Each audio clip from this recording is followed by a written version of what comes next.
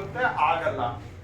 ಈಗ ಪಾಣಿ ತಿದ್ದುಪಡಿ ಏನ್ ಇವತ್ತಿನ ಪ್ರಕರಣ ಅಲ್ಲ, ಪಾಣಿ ಬಂದಾಗಿಂದಾನು ಕೂಡ ತಿದ್ದುಪಡಿ ಪ್ರಕರಣ ಕಂದಾಯ ಇಲಾಖೆಯಲ್ಲಿ ಆಗ್ತಾನೆ ಬಂದಿದೆ.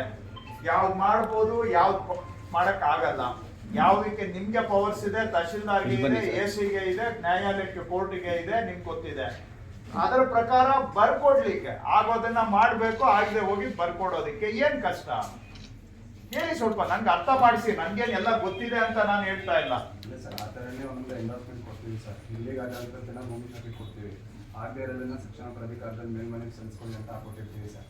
ಅದು ಮತ್ತೆ ಮತ್ತೆ ಕೆಲವೊಂದು ರಿಪೀಟೆಡ್ ಅರ್ಜಿಗಳು ಅಂದರೆ ಶಿಕ್ಷಣ ಪ್ರಾಧಿಕಾರಕ್ಕೆ ಅವರು ಅರ್ಜಿ ಹಾಕೊಡ್ತಾರೆ ಸರ್. ಅಲ್ಲಿ ಅವರು ಲಾಯರ್ನ ಇಟ್ಕೊಂಡು ಅಲ್ಲಿ ಇದು ಮಾಡ್ಕೊಂಡಿರಲ್ಲ ಸರ್. ಕೆಲವೊಂದು ಅರ್ಜಿ ಕೊಟ್ಟಾಗ ಏನಾಗುತ್ತೆ ಅದು ತೆಗೆಯಿ ನಮಗೆ ಫಾರ್ವರ್ಡ್ ಆಗುತ್ತೆ ಸರ್.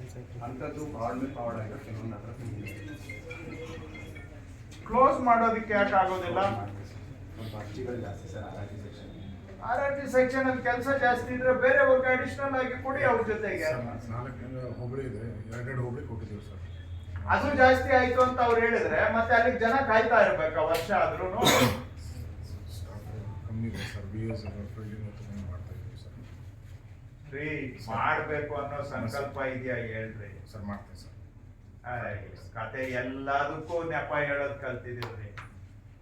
ಕೆಲಸ ಮಾಡ್ಬೇಕು ಅನ್ನೋದಕ್ಕೊಂದು ನೆಪ ಹುಡುಕ್ರಿ ಹೋಗ್ಲಿ.